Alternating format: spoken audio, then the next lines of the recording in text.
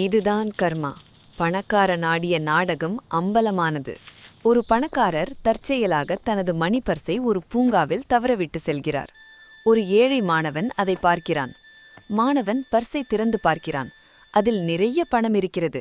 அவன் அந்த பணக்காரரை தேடி ஓடிச் சென்று பர்ஸை திரும்ப கொடுக்கிறான்.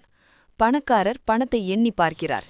திடீரென அவர் முகத்தை மாற்றிக்கொண்டு, இதில் 1000 ரூபாய் குறைவாக இருக்கிறது, நீதான் திருடிவிட்டாய் என்று மாணவனை பொய் குற்றம் சாட்டுகிறார்.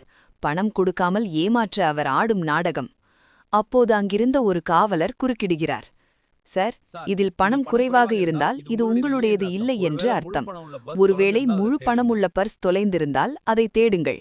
இந்த பர்ஸ் உரிமையாளர் இல்லாததால் இதை எடுத்து இந்த மாணவனிடமே கொடுத்து விடலாம் என்று பர்ஸை மாணவனிடம் கொடுக்கிறார். பணக்காரர் அதிர்ச்சியில் நிற்க, மாணவன் அந்த பர்சுடன் புன்னகைக்கிறான். கதையின் நீதி: மற்றவரை ஏமாற்ற நினைப்பவர்கள் இறுதியில் தங்களையே ஏமாற்றிக் கொள்வார்கள். இந்த கதையின் மெசேஜ் பிடித்திருந்தால் லைக் பண்ணி சேனலை சப்ஸ்கிரைப் பண்ணுங்க.